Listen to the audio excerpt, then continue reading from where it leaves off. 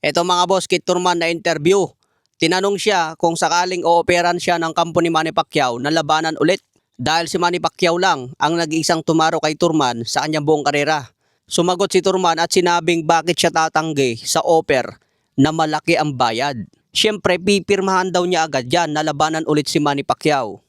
Sayang nga lang daw yung unang laban nila ni Pacquiao dahil bitin. Dapat daw 15 rounds ang kanilang bakbakan noon dahil pinaglabanan ang Super WBA belt.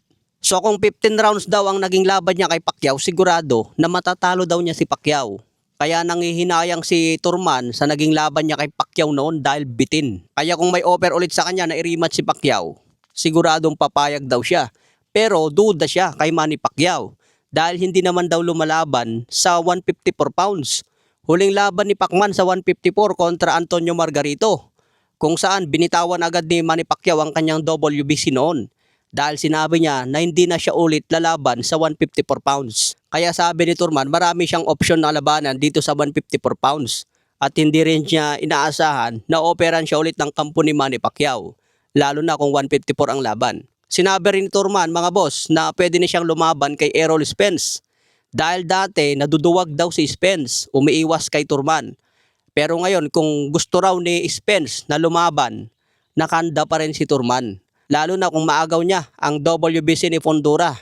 Nakanda raw niya itaya ang WBC laban kay Spence. Sinabi rin ni Turman na hindi naman ganun kalaki si Sebastian Fundora. Dahil ang sinusukat daw kay Fundora ay hanggang tuktok ng ulo. So hindi naman daw sinusundok yung tuktok ng ulo. Ang binabanatan, yung baba. Kapag tinamaan daw yan ng solid, siguradong mag-groggy at ma-knockout na. Sinabi rin ni Turman na natalo na si Fundora by knockout noon kay Mendoza. Kaya uulitin lang daw ito ni Turman ngayong linggo. Abangan natin yan mga boss, dehado si Turman dito at kumpiyansa siyang manalo.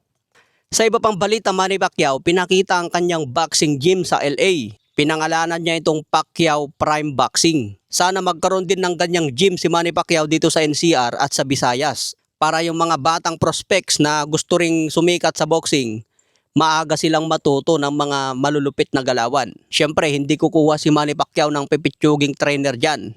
Malulupit ang trainer dyan sa Pacquiao Prime Boxing katulad sa ginagawa ni Floyd Mayweather. Kumukuha siya ng malulupit na trainer sa kanyang boxing gym. So malaking tulong yan dito sa Pilipinas kung ikalat ni Manny Pacquiao ang gym niya sa NCR hanggang Visayas. Kayang-kaya ni Manny Pacquiao gawin yun dahil bilyonaryo siya. Siguro itong gym niya dito sa LA, dyan siya mag-training habang nag-aanda kay Floyd Mayweather. Malaki din ang posibilidad na dyan din mag-training yung mga Pilipino na lalaban sa Amerika. Kaya maganda itong ginagawa ni Manny Pacquiao mga boss at sana meron din ganyan dito sa Pilipinas.